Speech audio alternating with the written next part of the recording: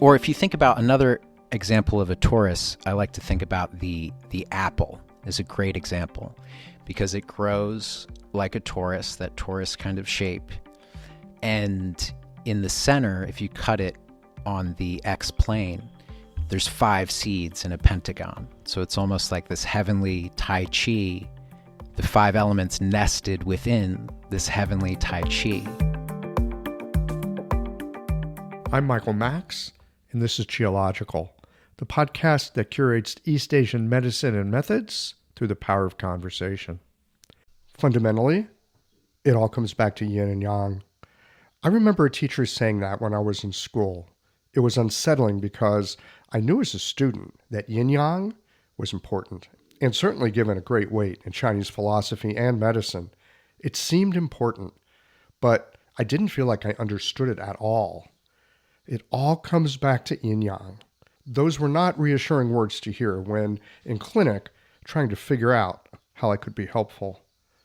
As a groovy philosophical idea, I was down with it. Yin-yang, man, cool. Things change into their opposites.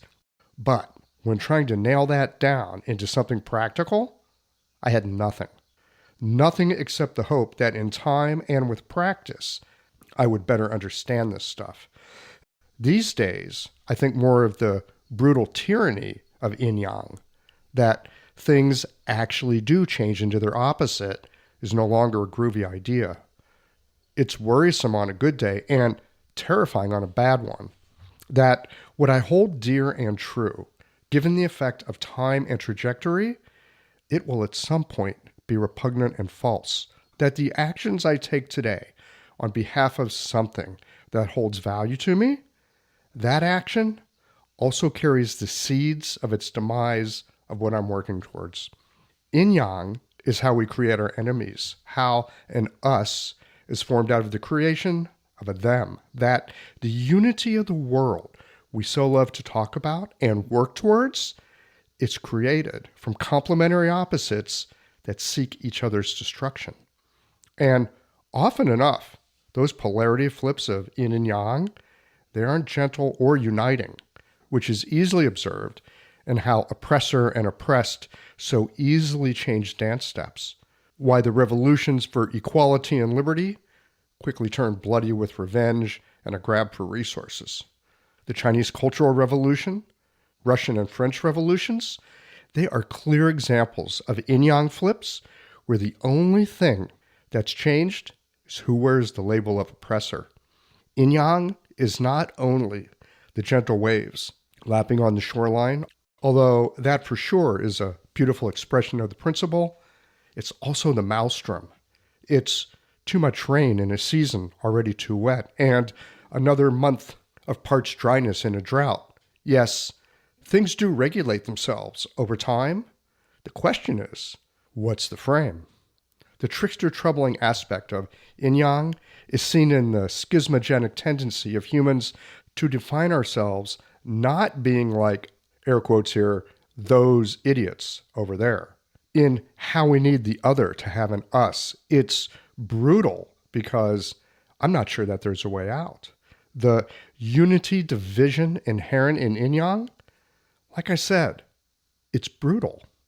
I think my teacher was right. It does come down to the expression of life tumbling itself through the currents of yin-yang. I used to think that was pointing at some kind of spiritual understanding. Now, I see it as a warning. Things change. I will. So will you. And that thing, idea, or those people on what you consider the other side, well, there is no other side. It's also you. Cycles of creation and destruction, relationships of support and of opposition. It gives life and relationships a kind of tensegrity. The way the heavenly stems and earthly branches are revealed in the 5 phases and 6 chi, it allows us as practitioners to intervene and help our patients with the problems that they bring us. In this conversation with Rory Hiltbrand, we look into the Wu Yun Liu Qi, the 5 movements and 6 Qi, through the lens of mathematics. It's a level of math that I don't have access to, but Rory does. And it makes for an engaging conversation. It will get a little geeky in here, but trust me, you're going to enjoy this ride. We'll be right back after a few words from the people and companies who make it possible for you to enjoy Geological. These conversations come to you through the generous support of our sponsors and members. Blue Poppy, your new one-stop shop, has speedy shipping options on everything that you need for your clinic. It's Women's Health Month at Mayway Herbs. Check out the new website for learning resources on helping women with herbal medicine. Are you a creature of habit? How about making a change that helps your patients and the planet with AccuFast needles?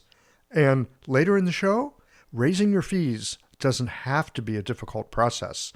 Jane has helpful suggestions on making it easy and effective. And finally, have you considered that having a thriving, profitable practice is one of the most healing things that you can do? Julie Bear Don't Walk has, and she can help you do something about it too. Do be sure to visit the sponsors page on the Geological website to take advantage of all the special offers our terrific sponsors have for listeners of the podcast. Picture this. Your clinic is buzzing with patients, and then you realize that you're down to your last box of needles. No need for panic, because Blue Poppy, your one-stop shop for all your acupuncture needs, they ship orders received before 3 p.m. on the same day. With a quick visit to Blue Poppy's website, you can order premium needles, herbal formulas, and that special Dr. Bob's oil that your patients love. Blue Poppy understands practitioners can't keep patients waiting. That's why they strive to get you what you need when you need it. From high-quality Chinese herbs and formulations to acupuncture supplies and clinical essentials, Blue Poppy has served practitioners for nearly 40 years with products that meet the highest of standards. Discover everything Blue Poppy has to offer by visiting www.bluepoppy.com, and don't forget to subscribe to their mailing list for exclusive offers and more. Hi folks, I'm Yvonne Lyle, president of Mayway Herbs. May is Women's Health Month, and as a women-owned and women-run business, we especially love how Chinese medicine can support wellness through every stage of a woman's life. So in this month's newsletter and podcast, we're covering topics like PMS, pregnancy, menopause, and osteoporosis. We'll share expert insights and effective treatment strategies you can put to good use in your clinic. Our Plumflower brand line includes herbal tea pills, tablets, extract granules, and organic herbs, all of which you can find on Mayway.com, and where you can also find articles, videos, and other resources to support your practice. Since 1969, Mayway has been a trusted source for high-quality herbal products. In these challenging times, please know that we remain committed to keeping our products accessible and affordable so you can take care of yourself and your patients. As always, thank you for supporting Real Chinese Medicine. Daily habits and routines feel comforting, familiar, easy, automatic. That's the power of repetition. You've worked out the kinks and can do it with your eyes closed. But what if you shook things up? What if you ditched the old routine and tried something new? Hi, I'm John Sten. I've practiced acupuncture for over 30 years, and together with my wife Kelly, we created the world's first eco-friendly acupuncture needle. The AccuFast earth-friendly needle system cuts your packaging waste by 60 to 90%, depending upon your needle type, speeds up your needling, gives you more control, and best of all, while you're healing patients, we plant a tree for every 2 boxes your clinic uses. Thousands of acupuncturists have already made the switch. In just the last year, they've helped plant over 16,000 trees. Since we started, that number has grown to over 50,000. So break the routine. Be the change. Visit AccuFastNeedles.com. Your patients and the planet will thank you. Rory Hiltbrand, welcome to Geological. Thank you so much for having me, Michael. I've been listening to you for years, so this is a real treat for me. Oh my goodness. It is funny. This thing's been going on for years now. I know. I remember listening to it in school, and just I never thought I would be here. So this is just a dream come true for me. Well, that's okay. I never thought I'd be here either. Life is funny that way. So together today, we're going to be talking about acupuncture, mathematics, numerology, shape of reality. And when I think about mathematics, it kind of makes me a little bit dizzy because I stopped learning math in the 5th grade. I really don't know much about mathematics. And as we were talking before our recording here today, you were saying that you've got a mathematical mind. And so what I'd like to start with, Rory, is what does it mean to have a mathematical mind? That's a good question. I would say since I was a little kid, I just kind of naturally spoke the language of numbers and shapes. And when I would draw, I wouldn't draw, pictures of landscapes or anything like that. I would draw just shapes on a page. And I'd, draw circles and triangles and lines and just geometry. And when I was a little kid, my family, would make fun of me because I would just go around doing mathematical problems, saying them out loud. 1 + 1 is 2, 2 + 2 is 4, 4 + 4 is 8, 8 + 8 is 16, 32, 64, and just I would go on and on into the thousands. Even in kindergarten, I would do this. And so I was just naturally geared toward it, and it was something that I enjoyed. And so I would say that's what I would call a mathematical mind. Wow. So math and those relationships that are represented by numbers, or shapes for that matter, if you're into, calculus and such, that stuff was fun for you. It was just a toy. It was something to play with. It was just kind of inquisitiveness you had. Yeah, I would say that I really played with the numbers and the shapes in my mind, and it was something fun for me. It was a space that was very exciting to me. Okay, cool. So I'm really curious to know about how all that connects with something like acupuncture, and what drew this mathematically inclined kid to something like acupuncture. Well, I would say it wasn't just mathematics, but even since I was little, I was always obsessed with these, the big questions of life, like why are we here? What is reality? What's our place within it? What happens to us when we die? All of these things, it's like, what's going on here? It's a really peculiar circumstance that we find ourselves in. We just take so many things for granted, but being in this 3-dimensional space with time, and we're on this spaceship that's barreling around a spherical fire in the middle of space that's rotating around this black hole. It's like, what's happening here? Yeah.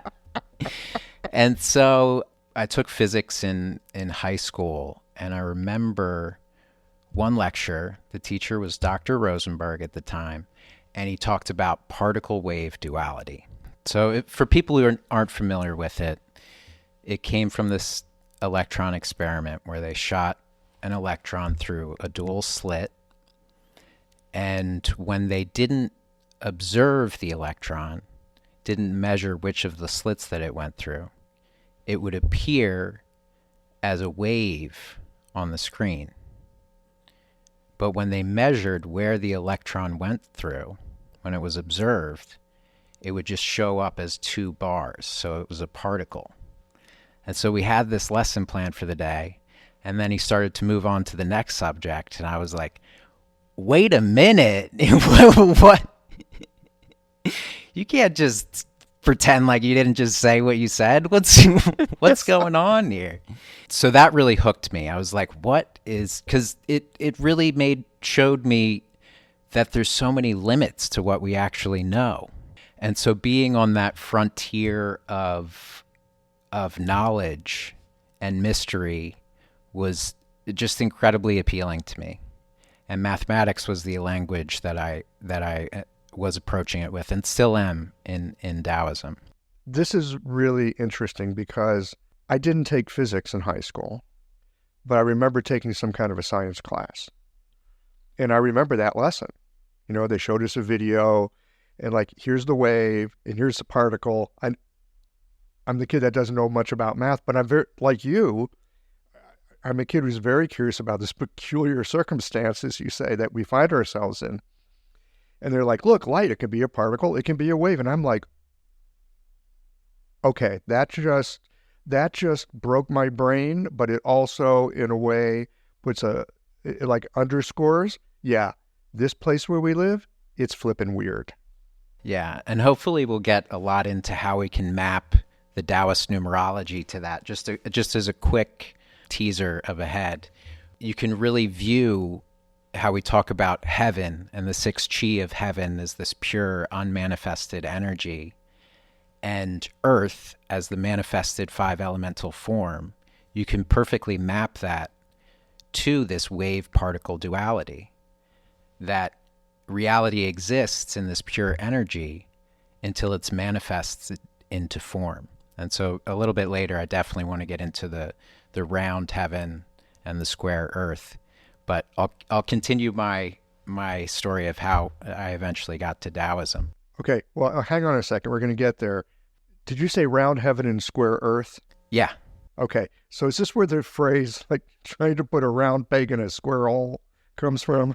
I don't know if that's where it comes from, but it's certainly where, the Chinese coins, where you have the square center and the round coin itself, and the Neijing, it gets back to the idea of the macrocosm and the microcosm, but heaven is round and earth is square, man's head is round and his feet are square, and they thereby correspond to one another.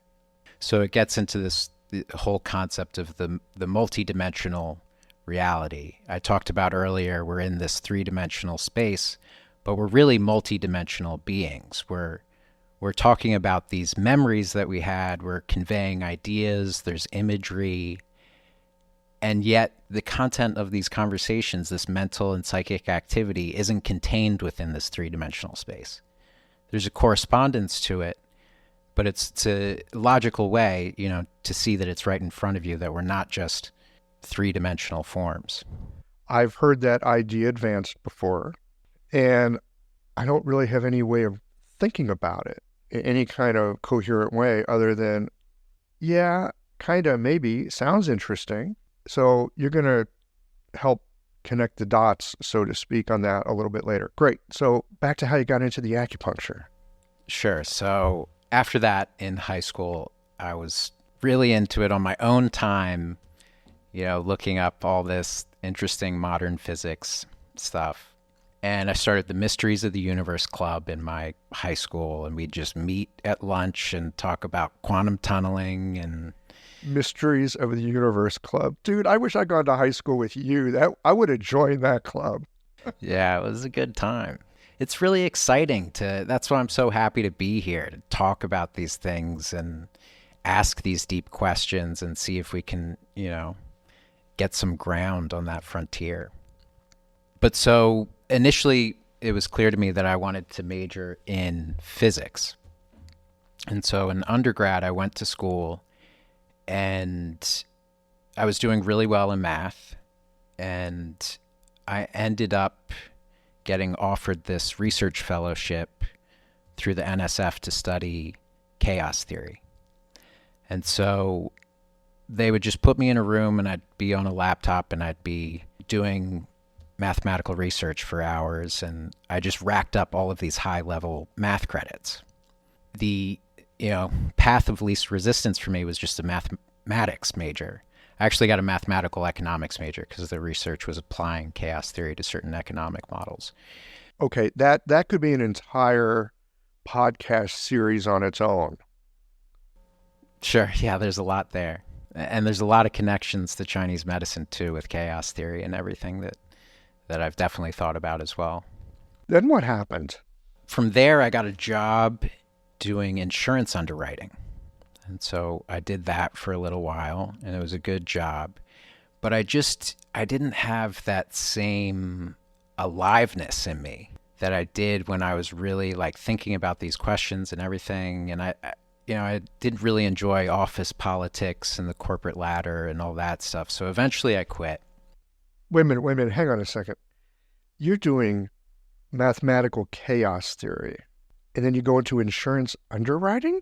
Isn't that way below your pay grade in a sense? I mean, couldn't anyone who's a little bit good at math do that? How did you end up with that? I thought at the time I wanted a good paying job. And they took me to they tried to recruit a group of us who was in this research fellowship at the time to the NSA. And we went there, and they took us through there. They had like a little spy museum, and they had the Enigma breaking machine and everything. And I remember at the time too, the guy said to us, and another great perk of working here is you can't take your work home with you, because then you'll be tried for treason. And then a couple years later, the whole Edward Snowden thing came up, and I was really I was reminded of that. You can't take your work, or no work on the weekends. Yeah, they were really selling it. They had like, I don't know why, but they had a whole like 3-day polygraph screening. I'll bet they did. Yeah, I was just really intimidated by that at the time, I think. You weren't quite spy material. I don't know. I don't think it was a spy job. I think it would have been like cryptography stuff or something like that. But you end up in insurance underwriting. It's weird the paths we take. Oh yeah, it's a good paying job and it's secure. I'll do that. And then all of a sudden we find ourselves dead wood on the inside. Precisely. So I quit, and at the time that I quit, I was like, oh, what do I want to do? I was pretty like lost. I'd lost that inner compass, I would say. And at the time, the movie Interstellar had come out. So I went and watched Interstellar, and it was like, oh yeah, this is what I love, is these deep questions and approaching it through mathematics. And wormholes. Yeah, exactly. And also within that was this concept of, is love a part of reality? Like it poses this question, did we come into life or did we come out of it? How can something that comes from us not be a part of the nature if we come from nature, like a branch from a tree? From there, I needed some more undergraduate prereqs to pursue a graduate degree in physics. So I started taking some courses at Villanova at the time. And I started learning about how all of these physicists from this quantum revolution were really into Eastern thought. Like Niels Bohr, who his coat of arms was the Tai Chi symbol he made, or Nikola Tesla, or Oppenheimer, who quoted the Vedas, or, you name it, Schrodinger, Max Planck. I have a quote of Max Planck right here, if you don't mind, that you'll see the types of ideas I was talking about. So Max Planck said, as a man who has devoted his whole life to the most clear-headed science, to the study of matter, I can tell you as a result of my research about the atoms this much. There is no matter as such.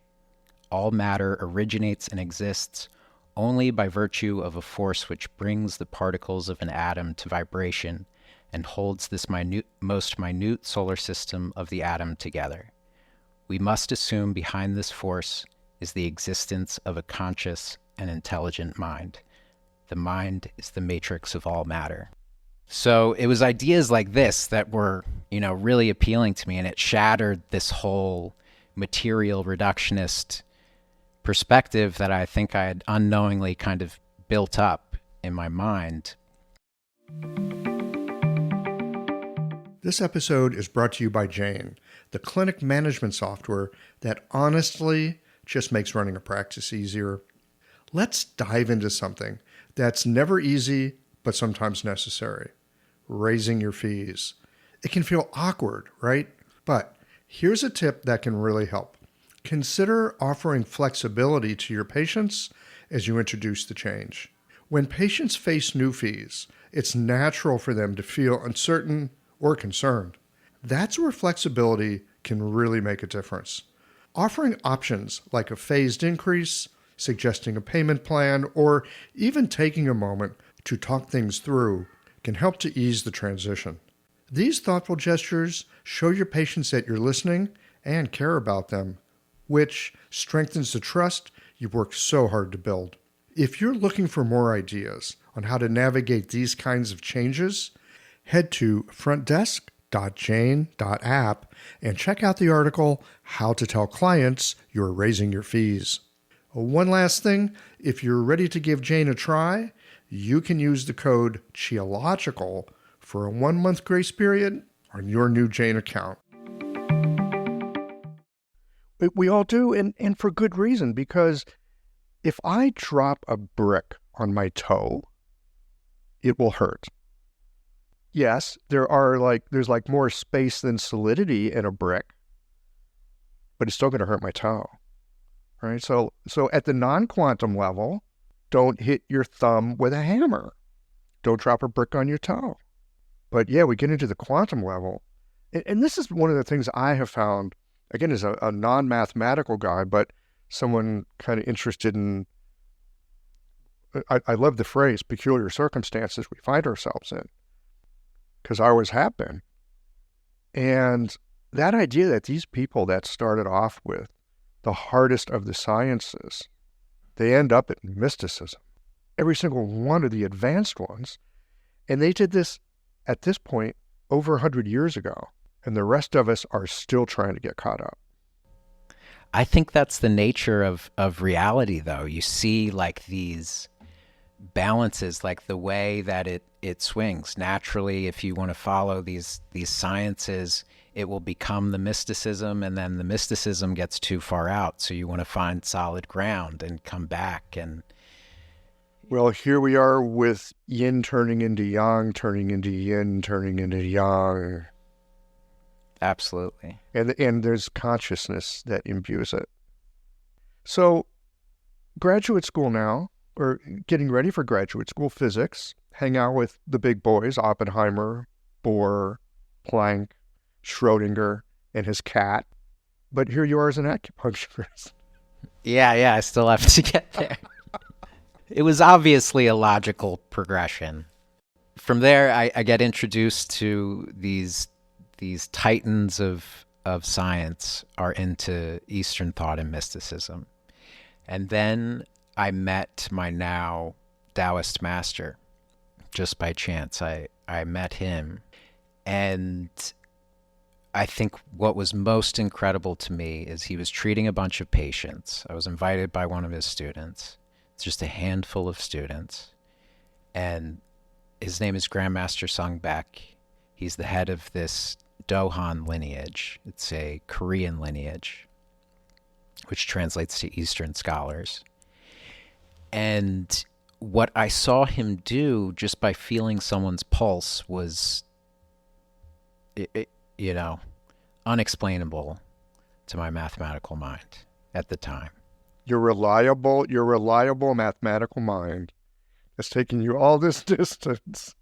It's been, and after all these years, I'm still trying to figure it out.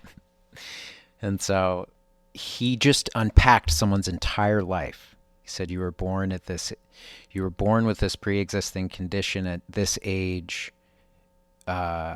This condition developed for you because of this situation that you were in, this traumatic experience. Now you have this pathology, and if you don't make these changes within this amount of time, these will be the consequences. And it was completely mind-blowing to me. After I saw that, I knew that I was making a hard pivot. And this was just the pulse? Or was he looking at things like the Batsa and other things? Or he was just looking at the pulse, but I'm sure that it was informed by a whole lot of theory. And beyond that, just a connection that he had that you could tell being around him. I mean, he wasn't just a master of the pulse and Chinese medicine, but a master in the sense that he really was established in the Tao. And that's not something that I say lightly. So just like that, off to acupuncture school? Well, it took me a little bit. I finished the semester, and then, I applied and I kept coming to visit with. I thought initially I would just use this to inform my physics studies and maybe get some insights that I could apply. But this was a way to be interfacing with that frontier of mystery, but in a more embodied way. Yeah, I get it. I think our medicine really invites us into a very deep exploration, as deep as we want to go, taking whatever resources we happen to have that we like to use. So you study with this guy. Is this where the numerology comes from? Yes, the numerology all comes from this Taoist lineage. And I've just been given permission this past year to start teaching. So I've been teaching a bunch of courses on the numerology, and then hopefully eventually I'll start teaching more of it applied clinically as well. But it's been incredible studying with him. I mean, it was like to meet a master like that, but also be a master of acupuncture and Chinese medicine. It was just unbelievable that I ended up in that place. And there was tons of stories I could tell you, because if I were listening to this, I'd be pretty skeptical of, yeah, you met some enlightened master just by chance. And well, I mean, usually you meet them by chance. It's not like you make an appointment with them. No, he didn't have a hotline I could call. He didn't have a master hotline, 1-800-Daoist Master. Yeah. No, yeah, he really makes it a point to be obscure. So I apologize to him for coming on a podcast and talking about him, but I owe him a lot. And I saw some really incredible things. Some of the results that he had with patients was really astounding. And I don't think I would say definitively for me that I thought he was a real master unless I had experienced the things that I experienced within myself being in his presence a handful of times. Yeah, let's dive into the numerology piece. I mean, there's a lot we could talk about here. But let's go into that numerology piece, because it sounds like that's partly what's connecting the circle of heaven with the square of earth, the 6 with the 5, Wu Yun Liu Qi. Yeah, absolutely. And like the Tao Te Ching Chapter 1 says, don't talk about it, be about it. So I think it's a good time to pivot. That'd be great on a t-shirt. Don't talk about it, be about it. I hadn't heard it that way, but yes. I guess we could start with, there's a couple things we could start with. We could talk about the round heaven, the square earth, or I could talk about how the Donghan teaches, how does acupuncture even work, or... Oh, okay. You know what? Let's start with how does acupuncture even work? And here's why I want to start with that. I've been mucking around with this stuff for about 25 years now. And I am sorry to tell you that after 25 years, when people ask me, how does acupuncture work? I don't have a lot of great stuff to say without sounding formulaic. Well, it moves qi and blood and re-regulates and balances things. Right? That's a very unsatisfying answer. Oh, I stick this surgical steel needle into the connective tissue of the body, and because it's piezoelectric and the connective tissue touches to all kinds of other things, from one place you can get to other places. Okay, that's kind of satisfying in a way, but not. I mean, I don't have a great way of explaining acupuncture, even to myself. I know how to use it. I find it very mysterious. The longer I practice it, the stranger it gets. Let me tell you that. So I'd love to hear your perspective on it, because it is such weird and curious stuff. Sure. Well, this is the Donghan explanation as it was taught to me. And since we're talking about numerology, it includes a lot of geometry, really. And so keep me to task. If I lose you, I think I might lose some listeners too, because it'd be easier if we had a chalkboard and maybe a couple cups of coffee, but that's okay. We'll give it a go. We'll give it a go. I'll be the canary in a coal mine. If I get lost, then the listeners might be lost, and we'll rein it back in. I should start by saying, whenever people would ask Master Sung, what is Taoism? he would say Taoism is multi-dimensional math. People would always be really quizzical. Seriously? Yeah, seriously. Taoism is multi-dimensional math. That's hilarious. I promise you, that's what he would say. Really? Yeah. He's kind of a comedian. He is a comedian. He has some great lines. Another one is same shit, different dimension. He would say that a lot. But he wasn't joking when he would say Taoism is multidimensional math. So it's really talking about this. Numerology is describing referencing these underlying geometries that are really the substrate of reality. And so the dynamics and the interactions between these, what we call heaven and earth, is really, you can consider Chinese medicine as an emergent phenomena of it. And the meridians are a energetic anatomy that emerges from this underlying geometry. So to start, how does acupuncture work? We find ourselves in 3 spatial dimensions as human beings. And so if you take our first subtlest instantiation of energy, would be like our Wei Qi field or like an auric field surrounding us. So it's roughly a sphere. It's a spherical shape. And if you cut that by 3 planes, X, Y, Z, you'll have 8 distinct regions. So, for instance, if I had an apple and I cut on the 3 planes, I'd have 8 pieces of apple to share.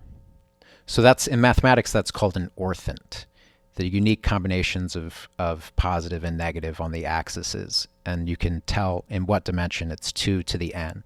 So in the third dimension, it would be 2 to the third. So it's 8 distinct regions. This is like 8 extraordinary vessels. Precisely.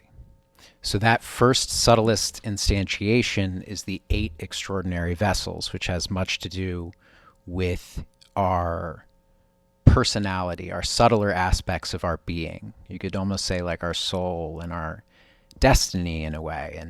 And that is, from this perspective too, they talk about astrology not as being like, oh, Jupiter's in this position, so it's shining this energy onto us and influencing us in this way. It's talking about it's a projection of higher dimensional energy into form in the same way that I'm casting a 2-dimensional shadow within this 3-dimensional space. The 2-dimensional shadow is contained within this 3-dimensional space. So the angles of the planets are telling us that unique signature of energy that's projecting from this higher dimensional consciousness at that moment in time. So the angles of the planets aren't the energy. Just like the angles of the hands of your watch aren't the energy, aren't the time itself. They're indicators of the time or the energy. And the time really is like the energy you can think of. But we can get into that later. But so where you have these 8 vibratory fields, those are composed of that unique signature of energy of space and time as centered upon your organism. So that's like your astrological map, and you can map that to your 8 extraordinary vessels. And you could map that to the Ba-zi. Sure. I don't know much about the Ba-zi. I don't either, but I'm looking at 8 here, and what little tiny bit I think I understand of the Ba-zi, you're describing it. So maybe we can take it as a point of investigation. Absolutely. So these larger fields of energy, the 8 extraordinary vessels, if you look on a sphere and you have those 8 divisions, you'll find 12 boundary lines between these 8 fields, these 8 distinctions. And those are like an interference patterns of these larger vibratory fields. So these are described as the 12 primary meridians under the Donghan system. Help me understand how we get 12 other lines that are, and I get it as interference patterns. Okay, they're reflections of something else in a sense. But how do we get the 12 out of that 8? So if you have a sphere, or if you were to take that apple and you were to make these cuts on the 3 planes, you could see these lines. So there would be 4 distinct lines around the circumference of that apple on the X plane. There'd be 4 distinct lines on the Y-axis of that distinct plane, and 4 on the Z-axis of that plane. It's hard to imagine. It's a lot easier for me to just draw it on a screen for you. Yeah. Maybe you could include a drawing and we'll put it on the show notes page. Sure. And then people can go reference that. I'm imagining an apple in space that's been sliced with a sushi knife. Yeah. Maybe it's easier just to talk about a sphere, and then you have, lines around each of the planes where it meets the sphere. Yeah. No, I like the slices. It helps me to see it in 3D. At any rate, I've got it enough to continue. So these 12 primary meridians that it will contain so we consider like the 6 chi a lower dimensional projection of the 8 extraordinary vessels. These 8 energy. So 6 is a projection of 8, and then 5 will be a projection of 6. So we have these 12 meridians, which are like the conductors or circuits between this higher dimensional consciousness and this physical form. And then the organs themselves, which are manifesting in 5 elements physical form, are like transducers of this chi, which pumps out, chemicals and enzymes, hormone, blood, all of that, everything that's physically tangible. So we're taking the energy of the universe, so to speak, and we're stepping it down. Yeah, we're projecting it into energetic fields. The 12 primary are interference patterns of this higher dimensional, the 8 extraordinary vessels, and the way that they map to the body. So, for instance, we're not perfect spheres. So the way that the meridians will map won't be perfectly mapped like the sphere in space or the apple with a sushi knife.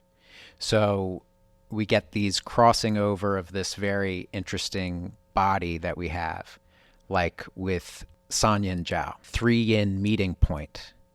So since the unique indications for that point, since it's the meeting point of 3 yin meridians, is the tonification of yin throughout the body.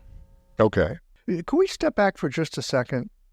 You talk about interference patterns. When I think of interference patterns, I think of tossing a pebble in a pond and maybe another pebble, and those waves come together and something else happens.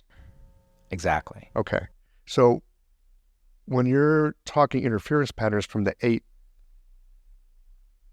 manifesting into the 12, I'm not sure what my question is. Like what's going on there? There's something there. Help me out with that. Okay. So you have this vibratory field that's occurring. And as these 2 sources of waves, like you have different pebbles in each of these 8 different regions, as they meet at a certain point in space, it will create a distinct pattern. And so that pattern, that unique energetic signature, is what we use to affect the energy of the body because of how that energy is meeting at those boundary conditions. Okay. So in essence, I think what you're saying is the 12 meridians they're like cracks in a piece of wood if you want to split the wood. Their energy signature is not the right word. What am I trying to get at here? The meridians are these literally multidimensional conduits that connect us to larger aspects of reality. And they're very potent because of these interference patterns that are connected to the 8 that get more connected to, say, heaven. Yeah, and there's numerology beyond just the 8 too. So it's a whole hierarchy of higher dimensional consciousness. But I don't want to go too much into the weeds because I feel like we're Yeah, we're already getting weedy. Yeah. So maybe we'll just talk about heaven and earth from there. But I want to, finish this if you have more questions about it. Yes, please. Because I think it's really helpful. I always try to bring it back to clinical practice. How can this help me in my clinical practice? I know where these meridians are, and I know that they can do things. Having this in the back of my mind, that these go beyond something physical, and not just with my imagination, but there's this like number sense behind it. That gives it a little extra gravitas. It's really helpful, especially if you do have a mathematical mind, or it helps you from getting in your own way and saying like, oh, how does this actually work? Instead, you have the consent of your logical mind, doubts not interfering with your practice. And so you don't waste that energy on this internal friction. Okay, let's continue with some of this mathematical, because even though I don't have the most mathematical mind, I can follow someone who does to some degree. All right. So heaven and earth, heaven is round and earth is square. Man's head is round and his feet are square, and they thereby correspond to one another. So this heaven dimension, as we were discussing before, corresponds to this unmanifested, pure conscious energy. The earth corresponds to physical form. And when we talk about this higher dimensional pure conscious energy, it has this correspondence with our brain, which has this pure, unmanifested, subtle experience that a lot of science tries to just discard too, as it's not part of the equation. But there's a lot of really interesting research. I'd recommend, if people are interested in this, to look up a lecture by a guy named Andres from the Qualia Research Institute out of Stanford. He gave this lecture at Harvard about the hyperbolic geometry of dimethyltryptamine-induced states. Yeah, unpack it and send me a link. We'll put it on the show notes and people can go get that. Yeah, okay. That sounds wild. Yes. And it's great because it's someone who's really credentialed too. This stuff isn't just like woo or mysticism. People are taking a real mathematical approach to these experiences of transcendent states. And so if you're not familiar with DMT is the active ingredient in ayahuasca. And when people either ingest ayahuasca or smoke DMT, they come back saying, I experienced these higher dimensional beings and higher dimensional shapes. And if you ask them, did it feel real to you? They say it felt realer than anything I've ever experienced. And so I don't know if you've ever experienced a ayahuasca trip, Michael. I have not had experience with DMT. I've had experience with other chemicals and substances, but not DMT. Yeah. Well, you can certainly enter these higher dimensional states through other compounds as well. DMT seems to be the strongest of them. It's also very possible through alchemy and meditation. This is just a quicker route, and so it's easier to study. Yes, and from what I've listened to and heard others speak of with DMT, they've all said the same thing. Higher dimensional beings. Every single one of them, from what I've heard. Yeah. And so when they say hyperbolic, that term means just constantly curved. So there's a constant curvature to the space, like a sphere has constant curvature. So this higher dimensional unmanifested form is this round heaven, which projects down into three-dimensional space. So Earth isn't just above heaven, heaven isn't just above Earth, heaven is surrounding Earth. So you could say Earth is a subspace of heaven, just as two-dimensional space is a subspace of three-dimensional space. Like a shadow. Precisely. So that's really what we're talking about, is this higher dimensional, pure conscious energy comes into form, into three-dimensional form, which the Donghan, when we talk about, for instance, like the 6 chi or the 5 elements, any religious sigil or iconography, when we draw them, it's handed down on 2-dimensional sheets of paper. It's written on a temple wall.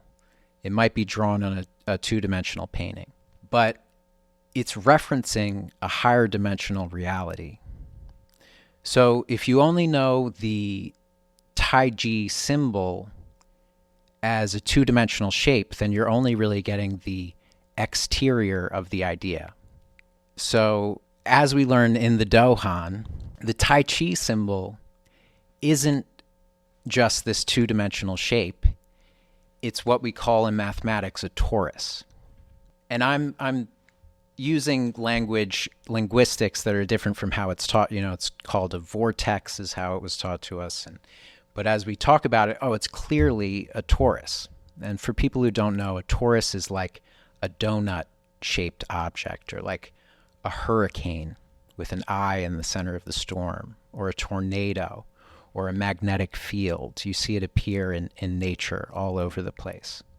But what's interesting about a torus in mathematics is the torus is the topology. You could consider it the matrix of transformation. A torus is the matrix of transformation. Wow. Okay. Can I just want to step in here with something. Hang tight. I suddenly had the image, like you see drawn on temple walls and stuff in China, and all this Chinese iconography of lingzhi, right? The mushroom. It looks very torus-like when it's drawn in so much of the Chinese art. And lingzhi, ling is like spirit thing, right? So I'm just thinking of this incredible substance that we've identified as part of our materia medica. It's considered, a very high-grade herb, and there's your torus. Exactly. You could even think about the Ling Shu, like the spiritual axis or the spiritual core or hinge, pivot.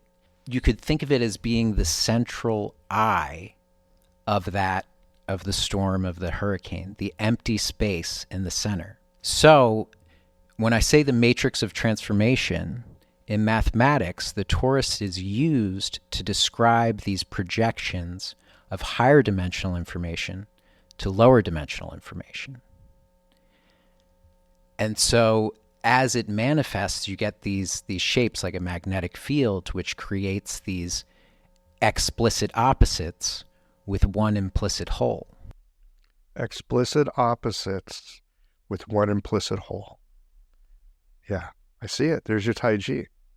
There's your Tai Chi, which manifests from that Wu Ji, which you could think of as the emptiness of the center, which it creates outwardly.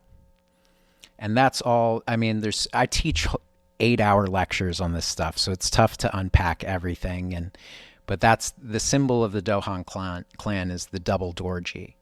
So if you've seen a dorji symbol drawn on a 2-dimensional surface, it looks like Mobius bands.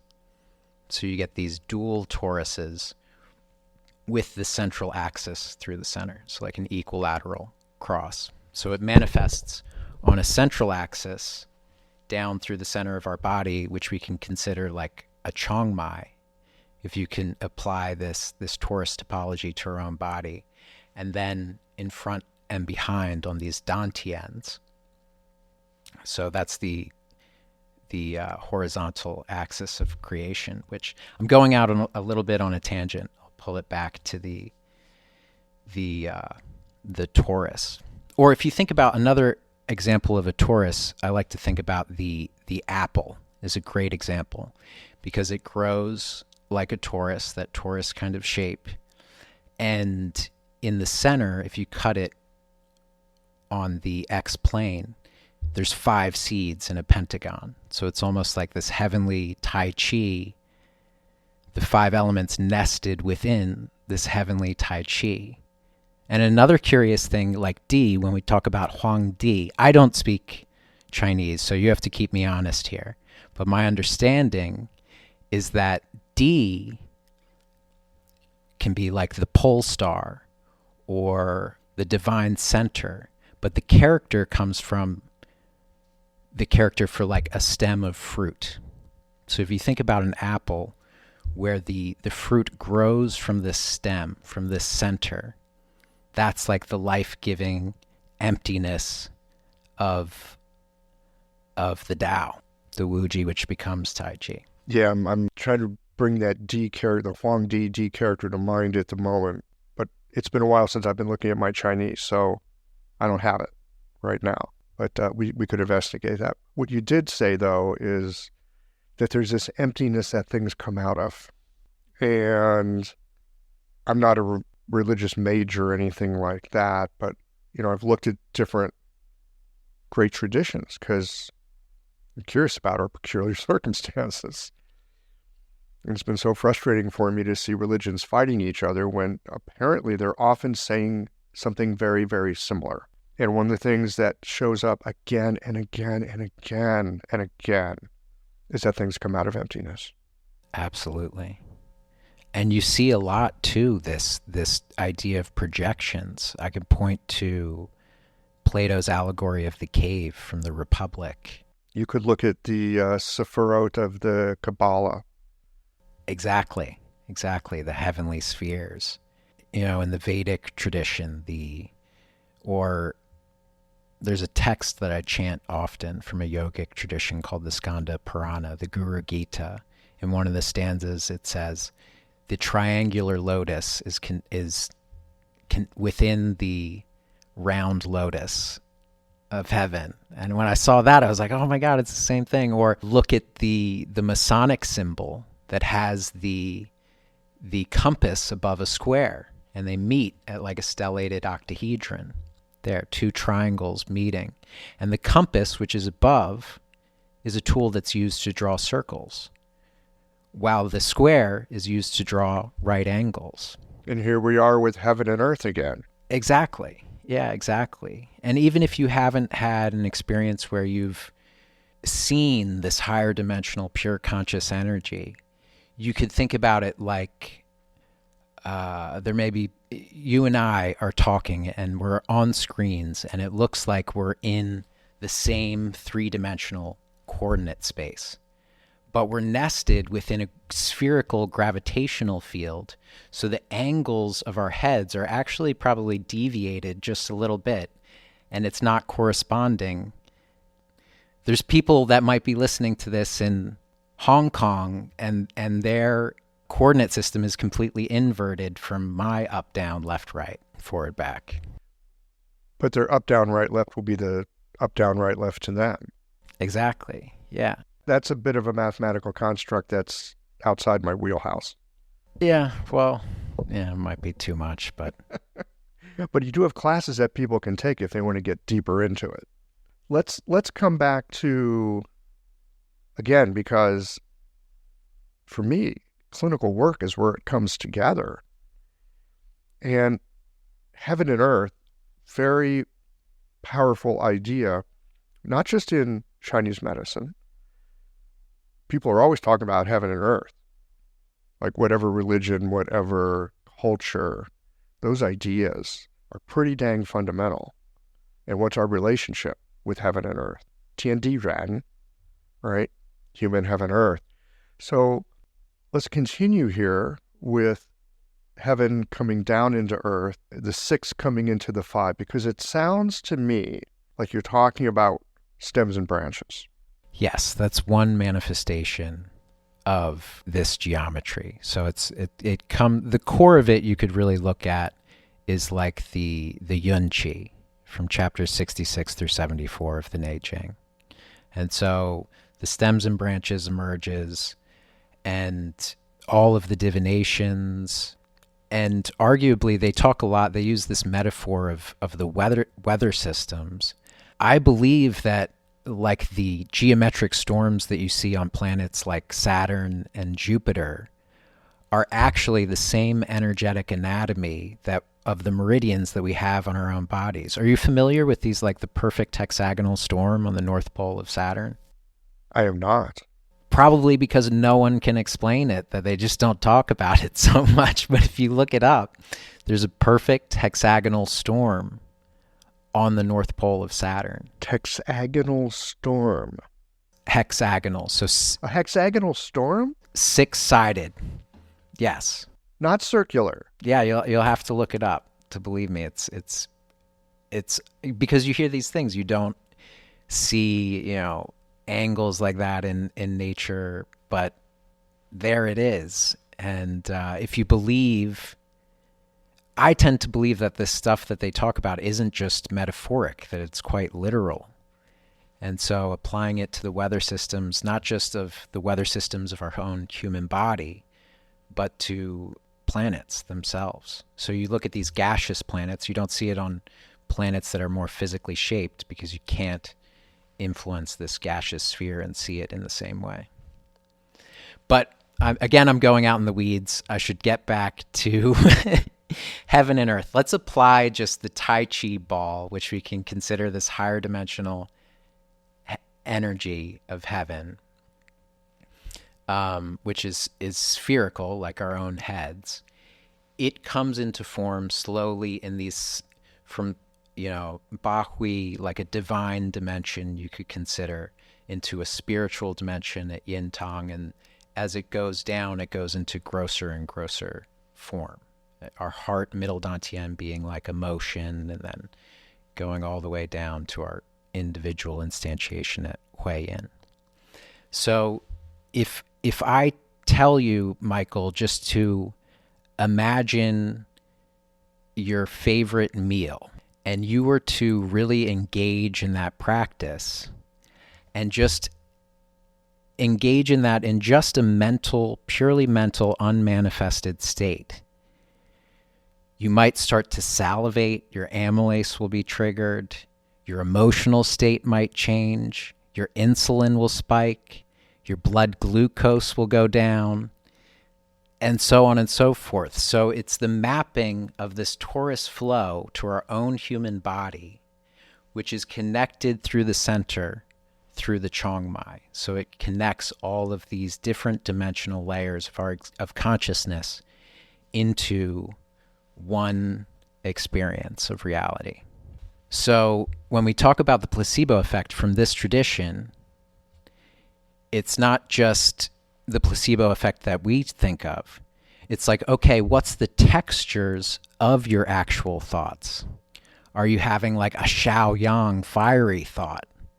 Is it a rainy, overcast Tai-Yin day and you feel damp and dozy? And these different mechanics of these 6 qi will influence your 5 elemental physiology in different ways. And so it's all become a lot more systematized, and it follows basically the control cycle and all that. But the issue is we have 6 qi and only 5 elements. So this dimensional gap is what gives us the 2 fires of Chinese medicine. I remember sitting in classes in Chinese medicine and thinking, why do we have 2 fires for the 5 elements? Why is it the only one with 2 fires? And through the Donghan, they teach that it's because of this dimensional gap that we have this extra dimension of space, which we can call Xiaoyang fire, and it has a lot of correspondence with our mental energy and subjective heat of our body. Like, for instance, if you get hot with rage, and that anger is transferred to its wood element pair of the gallbladder, your Xiaoyang qi is activated, you can feel hot with anger. As opposed to this ministerial fire, which begins at kidney 1 at the bottom of the foot in contact with the earth and moves upward from there, is reflected. The flat earth reflects the round heaven. So this dimensional gap is really interesting because we can think of, from this tradition, fire as being time from the Donghan Daoist perspective. Which fire are we talking about? All fires. Yes, I'm talking about the imperial and ministerial fire, but they're different. There's more than one temporal dimension within this Donghan system, this Donghan map of this Donghan cosmology. And it all has to do with each projection of space is an unfolding of this energy. Like we say, events unfold. Or if we talk about time, it's always in the context of the cycles of spherical heavenly bodies. Like the planet rotating around its axis, we call a day. The moon around the earth, we call a month. The earth around the sun, we call a year. That's what it's getting to. So there's different dimensions of time. And the Shaoyang axis, this higher dimensional geometry unfolding into three-dimensional form, is reflected through this imperial fire of the Shaoyin. And that's why our physiological functions of our Shaoyin organs has such a grip on our own relative perspective of time. Like if your heart is super open, you say time flies.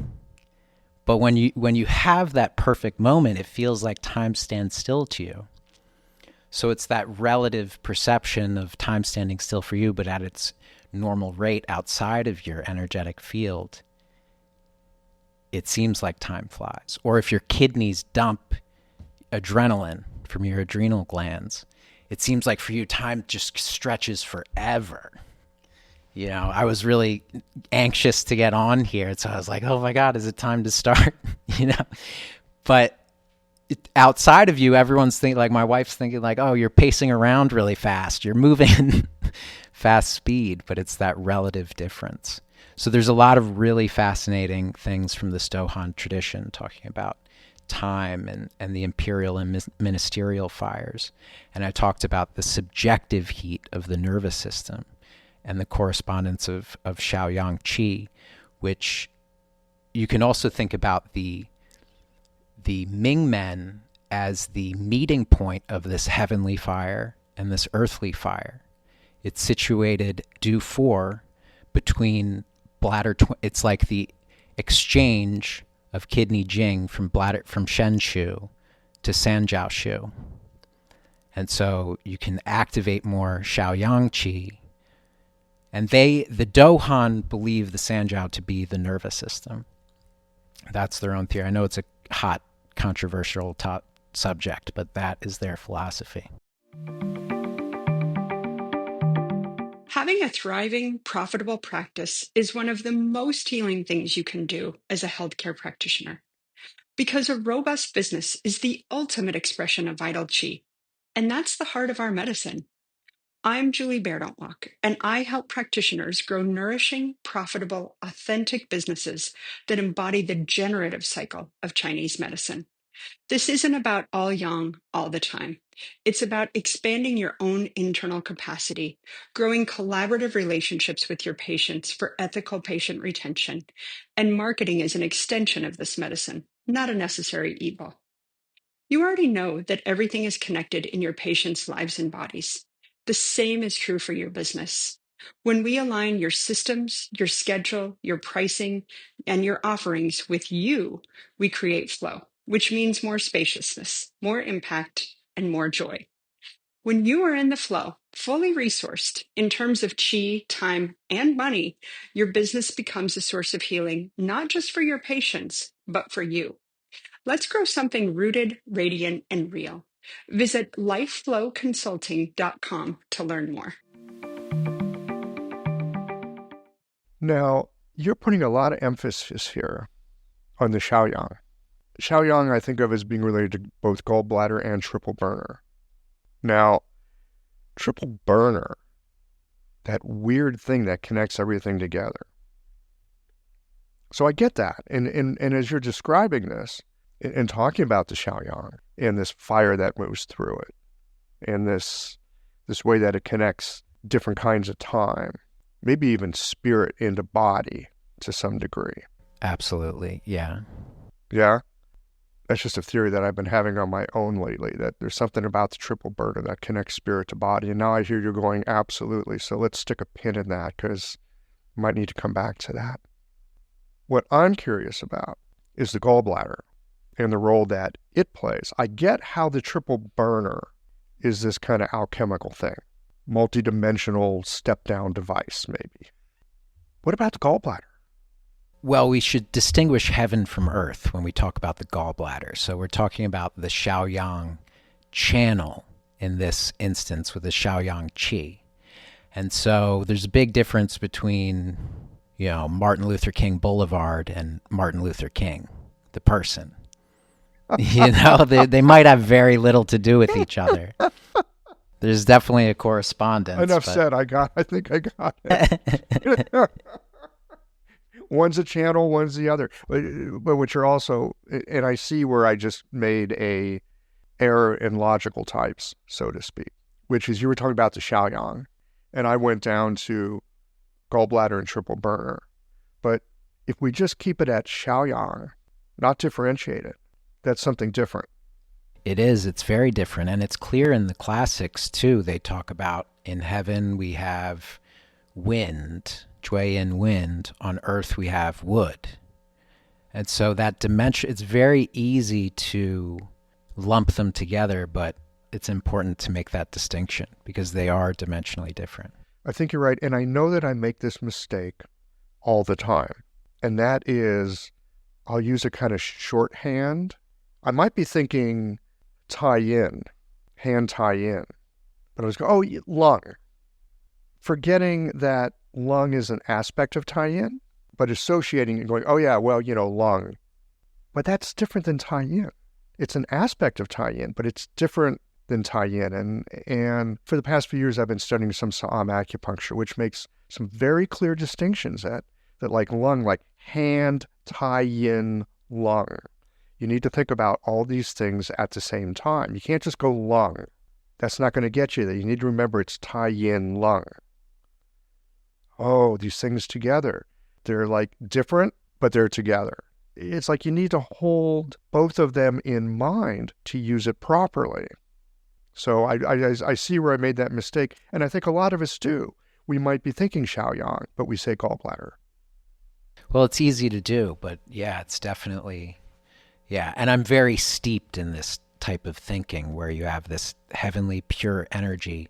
The 6 Qi is different from the earth, and we make a hard delineation there. And so you think about the gallbladder channel, it has so much that when people have a lot of nervous system stress, you see it on their gallbladder channel, like their shoulders start to rise. And in the Donghan tradition, we think of gallbladder 21, like the shoulder well. It's like an energetic pump which draws water energy and converts it into the Shaoyang fire up into the head to try and figure stuff out. Or their hips get super locked up if that nervous system tension will start to constrict the body through that Shaoyang channel. And it might not affect how the gallbladder itself is operating. Okay. That's really helpful in remembering that when we're talking about heaven, not to conflate it with some of our ideas about earth. So maybe we'll get back to the Shaoyang fire and the spiritual axis, the spiritual aspect of it. Great. I think I'm clear enough to talk about that now. Great. I'm sorry if everything I've been talking about has been really difficult to absorb. But it's, in some ways it is difficult. Sure. But we don't do ourselves any favors by simplifying what shouldn't be simplified. I mean, let's make things as simple as possible, but not so simple that we've lost track of what the thing actually is. So, Shaoyang fire. Shaoyang fire. Another thing that Sung would always tell me is, what is 1 + 1 in Daoist, in the Daoist view? It depends on if you're talking about clouds or chewing gum or rabbits. Well, his answer was 1 + 1 is 1 + 1. We're always trying to mentally fit everything in our carry-on suitcase and go on, but the Taoist view is to see things as they are. What's 1 + 1? 1 + 1 is 1 + 1. He has some great analogies. His favorite movie is Forrest Gump. He says that's the perfect Taoist movie. Just very simple, not clever, just going along with things, and naturally you find yourself in the right places. Shaoyang fire. Sorry to take us off track again. So you could draw analogies to, for instance, like Tumo in Tibetan Buddhism, or the development of Shakti in certain yogic traditions. So if you've seen the 36th chamber of Shaolin, they have the moxa scars on the gallbladder channel. So they're trying to develop this psychic fire, this subjective heat, which can really affect a treatment. Or Krillin from Dragon Ball Z has these moxa scars there. From the Donghan tradition, the reason that we use moxa is to increase Shaoyang qi. So you use this manifested three-dimensional heat, which you can measure with a thermometer, and you're converting Shaoyin to Shaoyang. So there's this axis between the imperial and ministerial fire, which you can kind of get them to convert, like we talked about the Ming Men. So we burn the moxa to create the Shaoyin heat to develop more Shaoyang fire. And so that's the big practice. And there's a lot of mudras and stuff that we learn where this finger is used in particular, or the development of your Sanjiao capacity to... Master Sung wouldn't allow people to study with him if they couldn't hold certain Qigong postures for a number of minutes. And that was, if you can't handle this, if you can't actually apply all of this theoretical stuff, then there's no reason in really learning it. That was his philosophy. Probably not capable of learning it. Maybe not. Where does the water come in with this? We're talking about firing up the Shaoyang fire. You're also talking about how that converts the Shaoyin. Well, Shaoyin, when I think about it, is both fire and water. Well, the Shaoyin is fire, but it's the organic transducers. In order to hold it, you need a water element. So water is a very good capacitor of heat. So in order to not be burnt alive and have a nervous breakdown and lose your mind, you need to develop your kidney jing, really develop like your core essence in order to store it. So you have the fire and water element, 5-phase elements that process this Shaoyin fire. And that water aspect of Shaoyin is to root the fire. Yes. So it's to root the fire down. Which brings us back to Ming-Men. It's very important. We look at the curvature of the spine to tell how vital someone is based on how active their Ming-Men is. And it's not just the kidney jing can become fire. Shaoyang fire can also be crystallized into kidney jing at that point. So we burn the lower dantian to both develop our kidney jing, but it also will develop more Shaoyang fire. So this is also the geometry of alchemy. It is, in a sense. Well, all of this emerges from this underlying geometry, this understanding. So it applied, it becomes Chinese medicine, or it becomes the stems and branches. But a stem isn't a branch, just in the same way as, a channel isn't the organ, too. And Martin Luther King is not Martin Luther King Way. Yeah. Yeah. Wow. Okay. If our listeners are still with us. I don't know how many we have left at this point. If you're still with us, raise your hand. I really appreciate this. We have some very, simple's not the right word.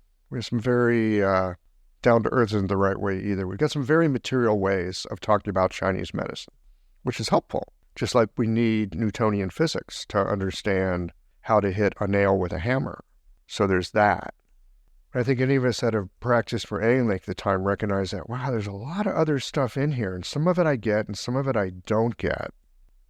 But for sure, needles applied in the right place can really make things happen that's surprising for both patient and practitioner. And having this conversation with you about this sort of sacred geometry, this way that energy moves through and is projected from one place to another, from a more ethereal to a more physical form. I can't quite see the geometry that you're describing. But as we're having the conversation, there's moments where I feel like I get a glimpse. There's a fantastic image that I remember seeing probably when I was in high school, and it stuck with me my whole life. It's this medieval drawing of a guy who he's like you've probably seen this.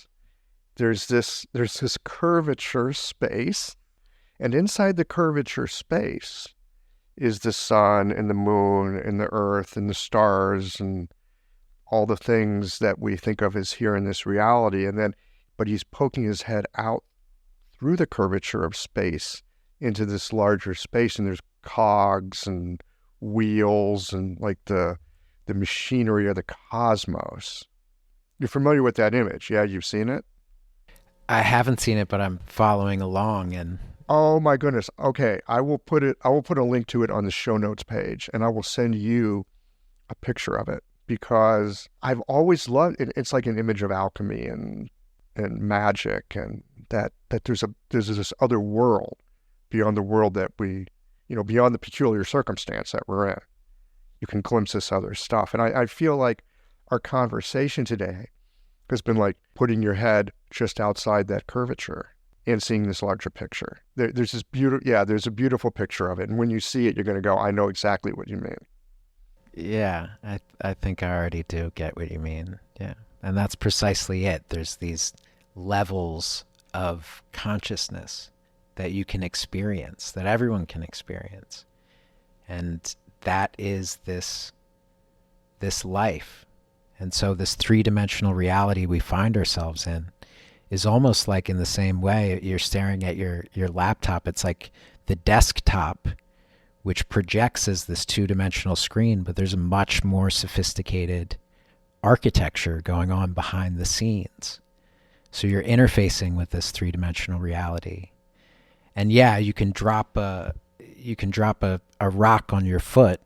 If you have this perspective of, okay, it's just all inanimate particles, if you look at the particles themselves, they're not even, you can't even call them material.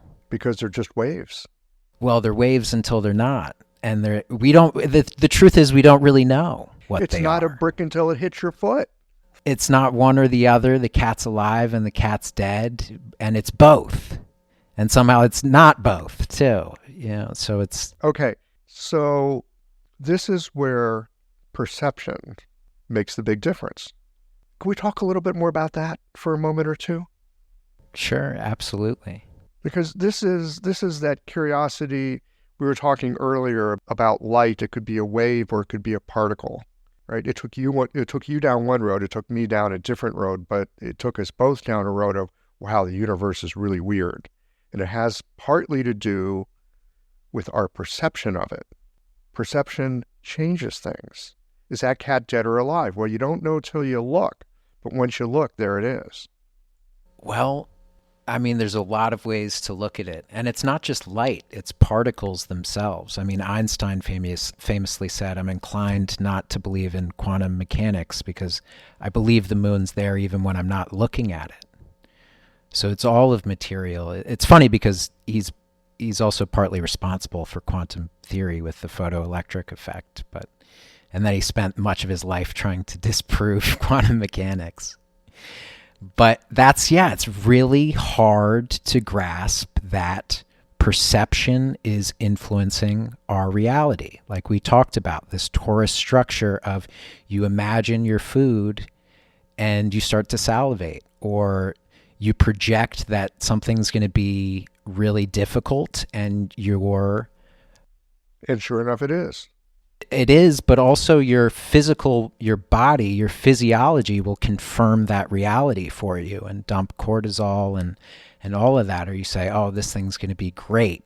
That is the whole, in essence, heaven and earth. Heaven can be like this perception or this mental energy which comes into earth, but it flows like a torus. So at the base of the torus, it flows back up. So even if you smile, for instance, you can feel a little better, but you haven't changed anything with your mind, but the smile the form will influence the energy as well.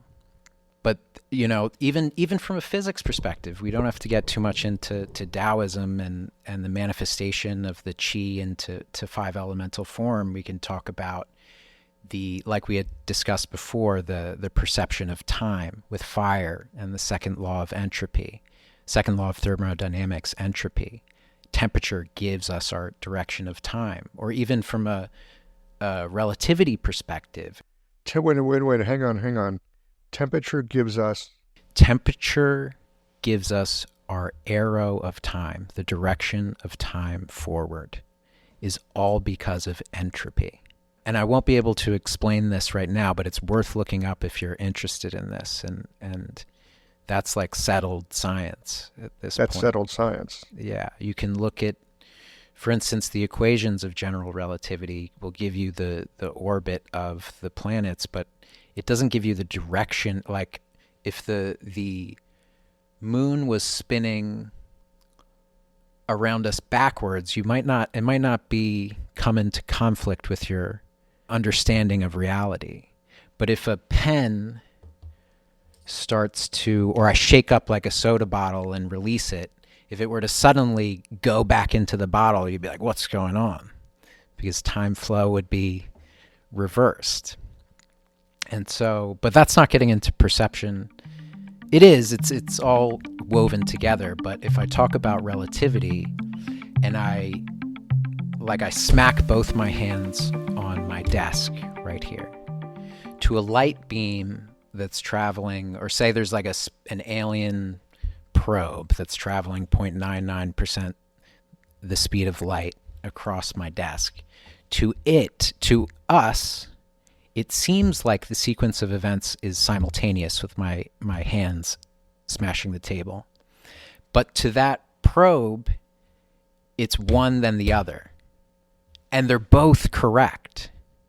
So this perception of time is really like almost like a psychological thing that we have to parse together and understand that, again, we didn't come into nature, we came out of nature. And so anything that's occurring within this subtle dimension of our own minds is from the nature itself. This brings us to a very curious point. You're talking about us coming out of nature. You just said that. And you got there through physics and mathematics and all this stuff. I remember reading Alan Watts and him saying, we come out of nature. We come out of this world. We come out of nature. I remember reading that the first time. It's just like, oh, that's right. Just that feeling, your whole body goes, oh, that's right. I see it. I didn't see it before. There it is. Right? So here we are. You with mathematics and some Taoism, me with Alan Watts reading, it might have been The Wisdom of Insecurity. I was heavily influenced by Alan Watts too. So I'm right there with you. I've listened to hours of Alan Watts on YouTube, and he's a big hero of mine. But another way to apply this clinically too is, so if you have this perspective that any of your mental or emotional activity isn't just in some imaginary realm that's divorced from reality, then it also has a correspondence. It has a correspondence within your own nervous system. In the Donghan tradition would be your sanjiao. And so they use this understanding in order to, what chi do you want to put into spleen 6? Do you want to put in a Jueyin chi? And, you know, all of that. And they have whole mantras that they use to evoke each of these different types of chi and connect that through the needle. That sounds right to me. Yeah, that's why this system is so appealing to me too, is because it's very appealing to the logical mind. And I think we think of things as magical or mysterious just because there was a great quote from, I think it was St. Augustine, who said, "Miracles aren't contrary to nature. They're contrary to our understanding of nature." So all that a miracle is just something that's outside of your map of reality. And as soon as you get a map that fits the territory, then it becomes science, logic. Yes. I've always been keen on Arthur C. Clarke and his perspective that any sufficiently advanced technology is indistinguishable from magic. And our clinical work does seem like magic sometimes. And there's a part of me that when I cotton to that, I go, well, you know, it's magic. There's a part of me that's like, that's being lazy, Michael Max, right? That's being lazy. And then there's another part of me that is sitting there in the presence of what sometimes is miraculous and just going, wow, huh, look at that. Yeah, I think it's so much what you call miraculous or magic is just what is your belief system. And I think I was very lucky because I was a very skeptical and scientific and mathematically minded person. Well, skeptical is a really helpful attitude. Skeptical doesn't mean I don't believe it. Skeptical means I'm inquiring about what I don't understand. Definitely. And I think our beliefs are so much influenced by our environment. And so it was really helpful to work with me, for me to work with someone like my teacher, in which I saw the possibility of something outside of my own belief systems that forced me to adopt a new belief system, and also believe that it's possible not just within myself, but anyone too. Where we're talking about perception just a little while ago. And it seems to me, this is just my working hypothesis at this stage of the game, that our perception is very much influenced by the beliefs that we have and will limit what we can perceive or open up possibilities of perceiving that we wouldn't otherwise have. So this thing with perception and belief, it all gets a little, it's like there's a structure in it, but it's also very watery. Yeah, I mean, we're so lucky as practitioners to really see the human condition and experience in so many different people daily. And you see these larger patterns of like, I keep coming back to the whole Tai Chi ball as a torus in the human body and the Chong Mai being the penetrating vessel which bends space and time to create this reality. So the patients who have these conceptions, which I think of like as karma, as our subconscious perceptions of reality, the screen of consciousness will confirm for us.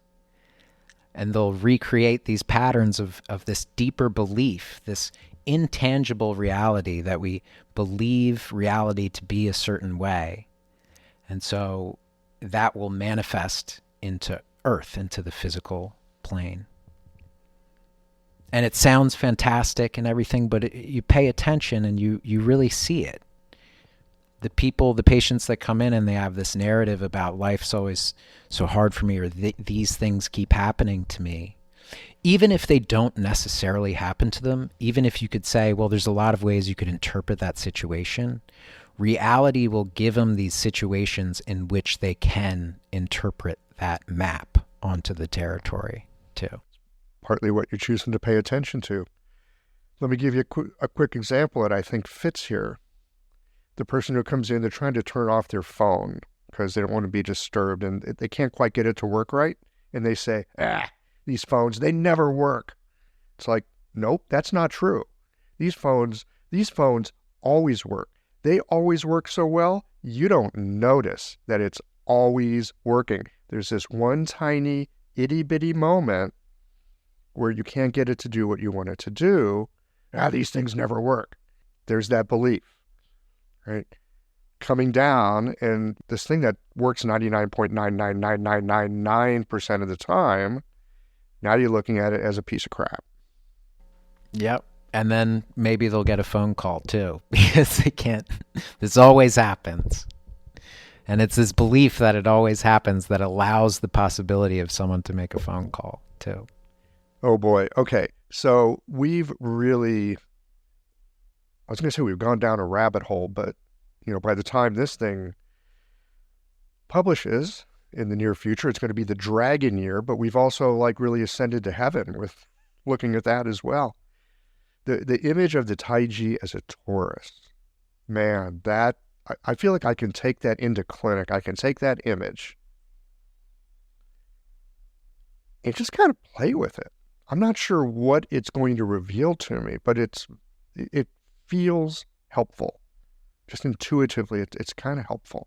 And the other thing that I really take away from this today is the remembering that things like the Xiaoyang or the Taiyang or the Xiaoying, yes, they have their manifestations down here on the rock, so to speak.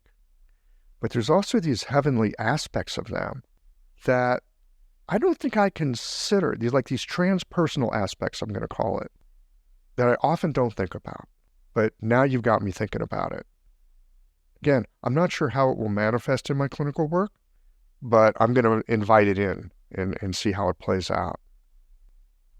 So thank you so much for this conversation. It's been a lot of fun. I know you said you've got some classes and you're doing some other teaching through your tradition. I'll make sure that it's on the show notes page if people want to get in touch. Anything else that you'd like to share with our listeners before we wind this down? This is almost like a Joe Rogan length conversation today. We should have had cigars and whiskey. Yeah, some soju.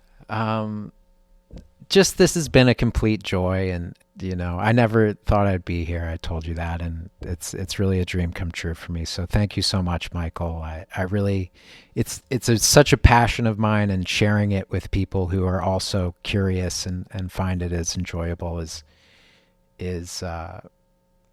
just such a joy for me. So I want to thank you and.